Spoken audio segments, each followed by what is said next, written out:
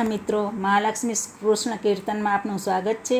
આજે આપણે સાંભળીએ અમૃતધારા 8ની કથા સ્વર્ગયાત્રા। એક પટેલ હતા। પ્રભુ કૃપાથી તેમને 4 પુત્ર હતા। બધા ખેતીવાડી કરીને ગુજરાન ચલાવે। એક વેળા પવિત્ર પુરુષોત્તમ મહિનો આવ્યો। પટેલ ઘરમાં પુરુષોત્તમ પ્રભુની સ્થાપના કરી નદીએ નાહી આવીને પ્રભુની પૂજા પ્રાર્થના કરી। કહે છે કે ભોળાના ભગવાન એ મુજબ પટેલની અપૂર્વ ભક્તિથી પુરુષોત્તમ ભગવાન પ્રસન્ન થયા। એ તો રૂપ બદલીને પટેલના ઘેર આવ્યા। બહારના ચોકમાં ઘઉંનો ઢગલો પડ્યો હતો। ત્યાં આવી ભગવાને જમણો હાથ ફેરવ્યો એટલે ઘઉં હતા તે તો મોતી બની ગયા।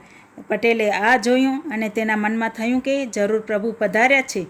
તેથી તે તો નમી પડ્યો અને પગ પકડી વળગી પડ્યો।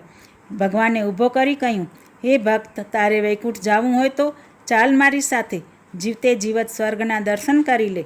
પટેલ તો ખુશ થતો ભગવાનની સાથે વિમાનમાં બેસી ગયો। જોત જોતામાં વૈકુંઠપુરી આવી ગઈ। પટેલે કહ્યું, ભગવાન મને બધું બતાવો તો મારો મનખો પાવન થાય, જીવતે જીવત સ્વર્ગ જોવાની મારી ઈચ્છા પૂરી થાય। ભગવાને પ્રથમ તેને ગોલોક દેખાડ્યું, પછી બ્રહ્મપુરીમાં લઈ ગયા। સ્વર્ગપુરી જોઈને પટેલ તો આભા જ બની ગયા। અંતમાં ભગવાને કૈલાસ પણ દેખાડ્યું। આ બધું જોતાં પટેલને 15 દિવસ લાગ્યા। આ બાજુ પટેલના છોકરા બાપની શોધાશોધ કરવા લાગ્યા, પણ બાપ ક્યાંથી મળે? બાપા તો જીવતે જીવત સ્વર્ગની યાત્રાએ ગયા હતા। છોકરાઓએ પડોશમાં રહેતા બ્રાહ્મણોને પૂછ્યું કે બાપા ક્યાંક જતા રહ્યા છે તો તેમને માટે શું સમજવું? બ્રાહ્મણોએ કહ્યું, જીવતા હશે તો 15 દિવસમાં પાછા આવી જશે, ના આવે તો મરી ગયા સમજી ઉદ્ધાપન કરી નાખવું। છોકરાઓએ બ્રાહ્મણોના કહેવા મુજબ 15 દિવસ રાહ જોઈ અને 16મા દિવસે ઉદ્ધાપનની તૈયારી કરવા લાગ્યા। ત્યાં તો ભગવાનનું વિમાન બાપાને ઘેર મૂકી ગયું। એકાએક બાપાને જોઈ છોકરાઓ તેમને ભૂત પ્રેત સમજી ડરી ગયા।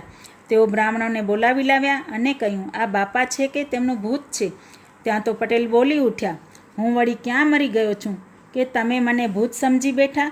હું તો 15 દિવસ જીવતે જીવત સ્વર્ગપુરીની યાત્રા કરી આવ્યો છું।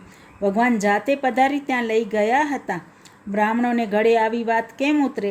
જીવતે જીવ સ્વર્ગ જોવું એ કંઈ રસ્તામાં પડ્યું છે?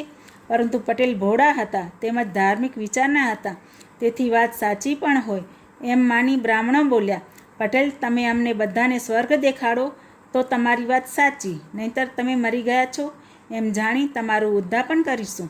પટેલે પુરુષોત્તમ ભગવાનને પ્રાર્થના કરવા માંડી, હે ભગવાન, મારી લાજ તમારે હાથ છે। અહીં બધા મારું પારખું કરવા બેઠા છે, માટે તમે ગરુડે ચડી મારી વારે ધાવો પ્રભુજી।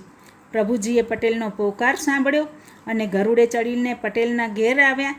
સાક્ષાત પ્રભુને પધારેલા જોઈ પટેલે કહ્યું, પ્રભુ, આ બધાએ જીવતે જીવ સ્વર્ગની યાત્રા કરવી છે તો તેઓને લઈ ચાલો।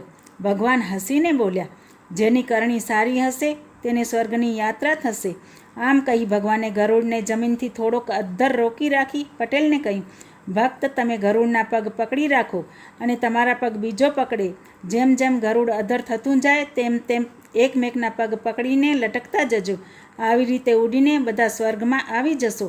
આવી રીતે 7 જણા ગરુડના સહારે એકબીજાના પગ આકાશમાં પકડી આકાશમાં ઉડવા લાગ્યા। ગરુડ સરર કરતું સ્વર્ગને રસ્તે જઈ રહ્યું હતું। એવામાં છેક નીચે લટકી રહેલા 2 બ્રાહ્મણોએ સૌથી ઉપર લટકી રહેલા પટેલને પૂછ્યું, પટેલ, સ્વર્ગમાં લાડવા મળશે કે નહીં? પટેલે કહ્યું, લાડવા તો ઘણાય મળશે। બ્રાહ્મણો કહે, કેટલા લાડવા મળશે? જરા બતાવો તો ખરા। પટેલે હરખમાં ગરુડના પગ પકડેલા તે બંને હાથ છોડી લાંબા કરીને બતાવ્યા કે આટલા બધા મળશે। પણ પટેલે જેવા હાથ લાંબા કર્યા કે ધડ ધૂમ કરતા પટેલ સાથે બધાએ નીચે પટકાયા અને પડતાની સાથે જ મરી ગયા।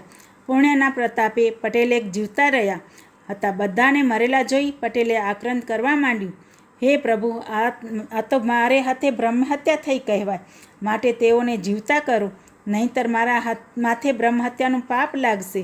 પ્રભુએ ફરીવાર પટેલની વિનંતી સ્વીકારી તેમને બધાને સજીવન કરીને તેમના ઠેકાણે પહોંચાડી દીધા। પટેલની અપૂર્વ ભક્તિના પ્રતાપે તેને વૈકુંઠ જોવા મળ્યું અને તેના દીકરાઓ તથા બ્રાહ્મણોને પ્રભુના સાક્ષાત્કારનો લાભ મળ્યો। પુરુષોત્તમ વ્રત પ્રીતે કરી તો હૃદય રહે ઉલ્લાસ, પાપ સફળ બળી જાય ને વૈકુંઠ થાય વાસ। પુરુષોત્તમ પ્રભુનો મહિમા અપાર છે, તેમનું વ્રત અને ભક્તિ કરે તેનો વૈકુંઠ વાસ થાય છે। મિત્રો, તમને સારું લાગે તો લાઇક, શેર, કમેન્ટ ને સબસ્ક્રાઈબ જરૂરથી કરજો। ને બાજુમાં આપેલું બેલનું બટન દબાવજો. મને સાંભળવા બદલ ધન્યવાદ.